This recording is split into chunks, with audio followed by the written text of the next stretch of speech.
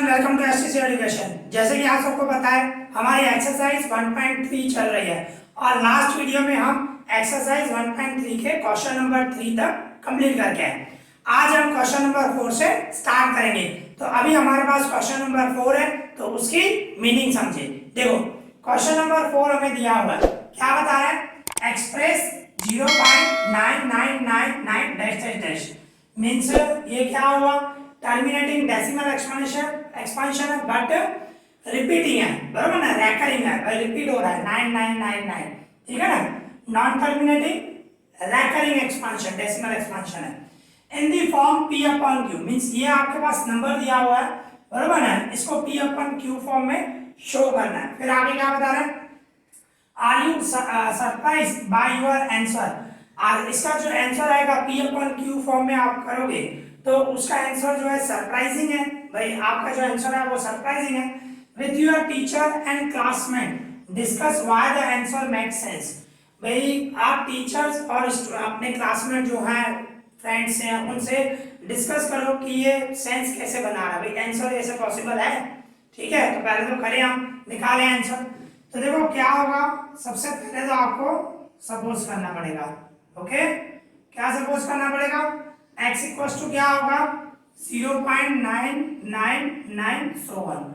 अभी देखो सब में 9 रिपीट हो रहा है, मतलब 9 के ऊपर बार आएगा, बरोबर है। तो मैंने आपको क्या बताया, एक नंबर के ऊपर आया तो 10 से मल्टीप्लाई करना पड़ेगा, ठीक है। तो हम मल्टीप्लाई करेंगे 10 से, हम मल्टीप्लाई बोथ साइड्स करके हम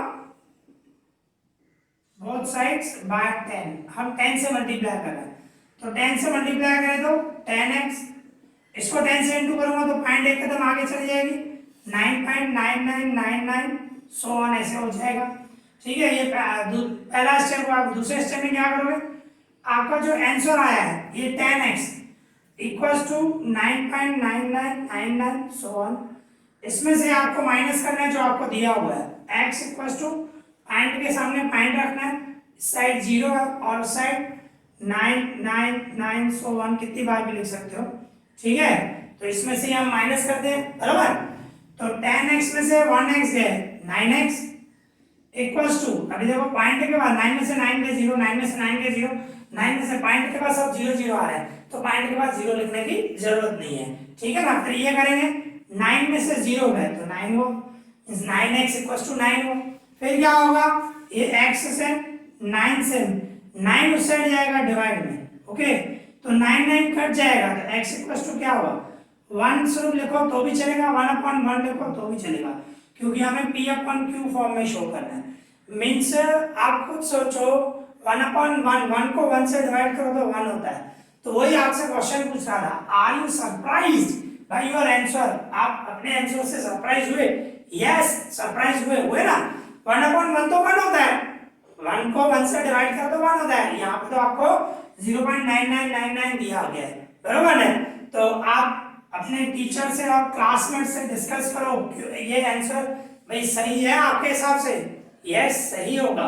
क्यों सही होगा आप खुद देखो, क्वेश्चन क्या है 0.999 कंप्लीट ही नहीं हो रहा है, और दूसरी बात 0.99 किसके नियरली होता है, 1 के नियरली होता है, बरोबर ना। तो ये मीन सेंस बना रहा है, ठीक है। तो हम इस तरह बोल सकते हैं भाई 0.9999 सो ऑन, उसकी वैल्यू 1 के इक्वल हो सकती है। 1 अपॉन 1 बोलो या 1 बोलो एक ही बात है, डिवाइड में 1 लिखूंगा तो भी चलेगा, नहीं लिखूंगा तो भी चलेगा, क्यों वो 1 के नियरली है, ओके। तो यहाँ पे हमारा ये क्वेश्चन नंबर 4 कंप्लीट हो गया, इजी, क्लियर। अभी हमारे पास क्वेश्चन नंबर 5 है तो उसकी मीनिंग समझे। देखो क्वेश्चन नंबर 5 दिया हुआ है, क्या बता रहा है, what can the maximum number of digits be in repeating block of digit in the decimal expansion of 1 upon 17 means 1 को 17 से डिवाइड करेंगे तो बता रहा है, आपसे क्वेश्चन पूछ रहा है कि what can the maximum number of digit, भाई ज्यादा से ज्यादा कितने डिजिट होंगे जो रिपीट होंगे, बरोबर ना, रिपीटिंग ब्लॉक जो हम मीन्स हमें डिवाइड करना है और हमें ये बताना है, जैसे कि नॉन टर्मिनेटिंग होता है तो कैसे बार देते हैं ऊपर जो नंबर रिपीट हो रहा है, इससे पहले जैसे कि 0.9999 था तो हम 0.9 बार लिख सकते हैं ना, तो तो इसमें वही बोल रहा है मैक्सिमम नंबर कितने रिपीट होंगे, बराबर ना, can of the digit repeating, repeat हो सकते हैं of digit in the decimal expansion. देखो डेसिमल एक्सपेंशन भाई पॉइंट में शो करें तो, ठीक है ना, of 1/17 perform the division, division करो टू चेक योर आंसर। आप डिवाइड करो 1 को 17 से डिवाइड करो और चेक करो कि कितने नंबर के बाद रिपीट हो रहा है, बराबर ना, और कितने नंबर रिपीट होंगे ऐसे। तो देखो हम 1 को 17 से डिवाइड करें, ओके, 17 का डबल 1 पे नहीं लगेगा तो क्या करेंगे, सबसे पहले तो 0 पॉइंट दूंगा तो यहाँ पे 0 आ जाएगा। फिर 17 का डबल 10 पे भी नहीं लगेगा, 10 पे भी नहीं लगेगा तो ऊपर 0 नीचे भी 0, जब टेबल नहीं लगता है तो ऊपर भी 0 और नीचे भी 0 देना पड़ता है, ठीक है। अभी 100 पे 17 5 जा 85, तो 100 में से 85 गया तो क्या हुआ 15, बराबर है। फिर क्या करूंगा 0 दे दूं, ओके। अभी 0 तो आप दे सकते हो, पॉइंट एक बार देते हैं, इसके बाद कितने भी 0 दे सकते हो। फिर 17 8 जा 136, ओके, तो 150 में से 136 क्या है 14, 0 दे दो 1 फिर से 8 जा लगेगा, 17 8 जा 136, फिर 140 में से 136 गए तो 4 बचा, 0 दिया, बराबर ना। 140 में से 136 माइनस किया तो 4 बचा, 0 अपना दिया पॉइंट मींस डिवाइड करने के लिए, बराबर ना। फिर 17 2 जा 34, ठीक है, 40 में से 34 गए तो 6 हुआ, ओके, 0 दो। फिर 17 3 जा 51 माइनस करूंगा, 16 में से 51 गया तो 9, यहाँ पे लिख देता हूँ 9, बराबर ना। तो 0 दूं, फिर से डबल लगाओ, 17 5 जा 85, 17 5 जा 85, ठीक है। तो 90 में से 85 गया तो 5, 0 दो। फिर 17 2 जा लगेगा ना, 17 3 जा तो 51 होगा, 17 2 जा लगेगा, सॉरी 17 2 जा 34, अभी 50 में से 34 गए तो 16, ठीक है, 0 दो, क्या हो गया 160। अभी 17 9 जा 153, 17 9 जा 153 माइनस करूंगा तो कितना होगा 7, फिर से 0 दे दो। फिर 70 में कितनी बार लगेगा 17 4 जा 68, 17 4 जा 68 होगा, माइनस करूं 2, 70 में से 68 गया तो 0 दूं, 17 का डबल 20 पे 1 जा 17 1 जा 17, 3 बचे, बराबर है, 0 दो, यहाँ पे लिखता हूं मैं 30, डिवाइड कंटिन्यू है, बराबर ना, 30 ऊपर लिख दिया। अभी 17 30 में 1 जा ही लगेगा, 17 1 जा 17, माइनस करूंगा 13, 0 दो। अभी 17 का टेबल 130 पे 7 जा लगेगा, 17 7 जा 119, माइनस करो 11 बचा, बराबर है, 0 दो, फिर से 0 दूंगा तो 17 6 जा 102, माइनस करो 8 आया, 0 दो। फिर 17 5 जा तो 85 होगा, तो 17 5 जा नहीं लगेगा, 17 4 जा 68, तो 80 में से 68 गए तो 12, बराबर है, 12 हुआ, 0 दो। फिर 17 7 जा 119, तो 120 में से 119 माइनस करो तो क्या हो 1, देखो 1 फिर से आ गया, हम 1 से डिवाइड कर रहे थे, अभी आपको एक 0 दोगे, 17 का डबल 0 दोगे तो 17 का डबल 10 पे नहीं लगेगा, तो एक 0 ऊपर एक 0 नीचे देना पड़ेगा, 100 हो जाएगा। तो फिर से वही रिपीट, देखो आप 1 आ गया, हमने 1 को ही डिवाइड कर रहे हैं, 1 को ही 17 से, तो सेम नंबर आ गया। तो कहने का मतलब इसके बाद अगर जो डिवाइड करोगे तो ये सब सेम रिपीट ही होगा, बराबर है। तो कहने का मतलब इसके बाद जो है वो नंबर रिपीट होंगे, इसके बाद नंबर रिपीट होंगे, यही आएंगे 0 5 8 8 2 3, यही आने वाले हैं डिवाइड करोगे तो। समझे? तो वही बता रहा था कि मैक्सिमम ज्यादा से ज्यादा कितने नंबर होंगे डेसिमल एक्सपेंशन में 1/17 करें तो ज्यादा से ज्यादा कितने नंबर होंगे जो रिपीट होंगे, बरोबर ना? तो ये सब नंबर जो है इसके बाद जब डिवाइड करोगे तो रिपीट होंगे, समझे? तो कहने का मतलब आपका आंसर क्या हुआ, आपको इस तरह शो करना है, मींस 1/17 इक्वल्स टू ये जो आपका आंसर आया 0.0582941117647 मीन्स इसके ऊपर बार आएगा, इसके ये नंबर जो है सब रिपीट होंगे, बरोबर ना? तो इस तरह आपको ये डिवाइड करना है, लॉन्ग डिवीजन करना है और उससे बताना है कि कितने नंबर रिपीट होंगे ज्यादा में ज्यादा, बरोबर ना? तो ये आपको इस तरह आपका आंसर हो गया। तो यहाँ पे हमारा क्वेश्चन नंबर 5 कंप्लीट हो गया।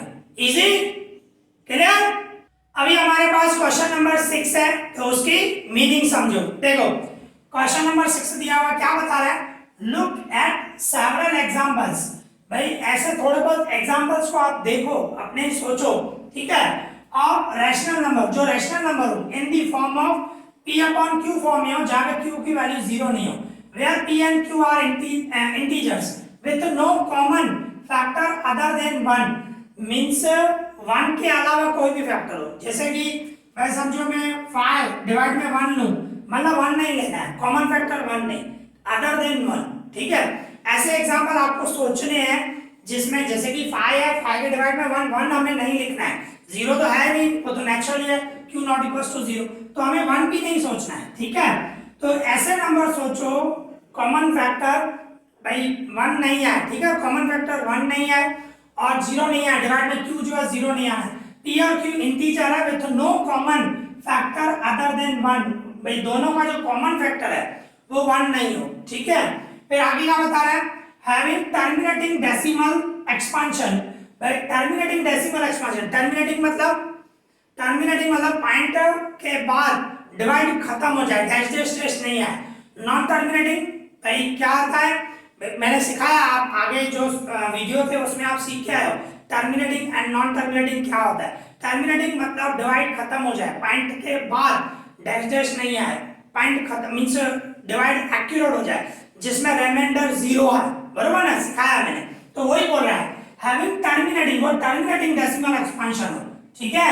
तो कॉमन फैक्टर 1 नहीं हो एंड टर्मिनेटिंग डेसिमल एक्सपेंशन हो, ऐसे एग्जांपल आप सोचो ऐसे बोल रहा है, ठीक है? फिर आगे क्या बता रहा है, कैन यू गेस, आप गैस कर सकते हो what property q must satisfy. तो अगर जो ऐसे एग्जांपल आप सोच रहे हो तो उसमें q की जो प्रॉपर्टी है वो क्या होगी, बरोबर है? पहले तो एग्जांपल ने थोड़े बहुत देखो, जैसे कि आप करो 10 डिवाइडेड 50, बहुत सारे एग्जांपल हो सकते हैं, बहुत सारे, 2/5, 5/2, 5/16, 5/8, 25 डिवाइडेड 20 एंड बहुत सारे एग्जांपल हो सकते हैं, अनलिमिटेड, बरोबर ना? 19 डिवाइडेड 25, अनलिमिटेड एग्जांपल हो सकते हैं, अनलिमिटेड मींस इसमें आप करो, इसको आप डिवाइड करो, कोई भी मैंने जो एग्जांपल लिया है पॉइंट के मींस उसका रिमाइंडर 0 आएगा, पॉइंट के बाद डिवाइड खत्म हो जाएगा, रिमाइंडर 0 आएगा, टर्मिनेटिंग होगा, बरोबर ना? तो इसमें आप करके देखो, इससे मैंने बहुत सारे एग्जांपल लिए, आपको वही बोल रहा था थोड़े बहुत एग्जांपल लो, ठीक है? सेवरल एग्जांपल्स बता रहे, तो थोड़े बहुत मैंने एग्जांपल लिए हैं, और इसमें एक मेन प्रॉपर्टी q की जो प्रॉपर्टी है, आप q देखो डिवाइड में, q डिवाइड में आएगा ना, उसके कॉमन फैक्टर आप नोट करो 2 और 5 होंगे, आप देखो 50 के फैक्टर निकालोगे तो 2 और 5 आएगा, मींस ऐसे आएगा 2 into 5 की स्क्वायर, भाई 2 और 5 की स्क्वायर मतलब 5/25 को 2 से मल्टीप्लाई करो 50, बराबर? और डिवाइड में यहाँ पे 5 है, 5 फैक्टर है, 2 फैक्टर है, 16 मतलब 2 की 4, बराबर है ना? और 8 मतलब 2 की 3 एंड 20 मतलब 2 की स्क्वायर इंटू 5 करो, 2 की स्क्वायर 2 to 4 एंड 4 5 20 और 25 मतलब 5 की। तो डिवाइड में आप ध्यान रखना कभी भी जो टर्मिनेटिंग होते हैं मींस जिसका रिमाइंडर 0 आता है उसमें डिवाइड में जो होते हैं, जो क्यू के, जो क्लियरली क्यू की प्रॉपर्टी पूछ रहा है, डिवाइड में क्यू आता है, बराबर ना। तो क्यू जो होगा ना उसके फैक्टर 2 और 5 होंगे, 2 और 5 होंगे। बट किसी भी मतलब पावर कुछ भी हो भाई, यहाँ पे जैसे कि 5 की 2 है, इसमें 2 की 2 है, इसमें 5 की 2 है, पावर कोई भी हो, पावर से रिलेटेड नहीं, फैक्टर 2 और 5 होना चाहिए। फैक्टर क्या होना चाहिए? 2 और 5 होना चाहिए। तो क्यू की वही प्रॉपर्टी है, जो उसके फैक्टर होंगे वो इस तरह होंगे, 2m इंटू 5m। 5m बोलो या n बोलो, कुछ भी बोल सकते हो। हम ऐसे बोल सकते हैं where m equals to 0 1 2 3 so on। हमने लिया 2m इंटू 5m, जहां पे m जो है 0 1 2 3 4, मींस पावर कुछ भी हो सकती है, जरूरी नहीं है। इसको आप अलग अलग भी दिखा सकते हो, समझो यहाँ पे 2 की m 5 की n कर दो, n भी कुछ भी हो सकता है, 0 1 2 3 4 so on। ओके, इस तरह आप लिख सकते हैं, बराबर है। तो ये आपको ध्यान रखना है, मींस वही बोल रहा है कि आप क्यू की प्रॉपर्टी क्या होगी वही बताओ। तो यहाँ पे क्यू की प्रॉपर्टी यही होगी, क्यू के जो फैक्टर होंगे 2 और 5 होंगे, और वो किस फॉर्म में होंगे? 2m इंटू 5n, जहाँ पे m जो है 0 1 2 3 और n जो है वो भी 0 1 2 3। मतलब ये दोनों अलग अलग हो सकते हैं, जरूरी नहीं है सेम हो। तो n समझो 2 है और n जो है 3 है, ये 2 लो ये 3 लो, कुछ भी हो, अलग भी हो सकते हैं। इसके लिए मैंने अलग अलग लिखा, पहले m लिखा फिर n लिखा, दोनों की पावर अलग करी है। m भी 0 1 2 3 4, n भी है 0 1 2 3 4। ओके, तो ये प्रॉपर्टी अगर जो सेटिस्फाइड करेगी तो ही मींस वो टर्मिनेटिंग डेसिमल एक्सपेंशन आएगा। ओके, और वो भी फैक्टर अदर देन 1 हो, हाँ, क्योंकि देखो डिवाइड में अगर जो 1 आ गया, जैसे कि मैंने एग्जांपल लिया था 5, तो डिवाइड में कुछ भी नहीं था, 1 लिख सकते हैं, तो वो भी तो p अपन q फॉर्म में हुआ ना, वो भी रैशनल नंबर है, बराबर है। पर क्लियर आपसे पूछ रहा है अदर देन 1, 1 के अलावा, 1 के अलावा कौन से होने चाहिए? 2 और 5 फैक्टर होने चाहिए, तभी हम बोलेंगे कि वो टर्मिनेटिंग डेसिमल एक्सपेंशन है। ओके, तो यहाँ पे हमारा ये क्वेश्चन नंबर 6 कंप्लीट हो गया। Easy, clear? तो इस तरह आज हमने एक्सरसाइज 1.3 का question number 4, question number 5 and question number 6 complete किया। आई होप आप लोगों को अच्छी तरह समझ में आया होगा। अगर आपको कोई भी डाउट हो तो मुझे कमेंट करना, मैं उसका रिप्लाई करूंगा। इस वीडियो में इतना ही। Thank you for watching this.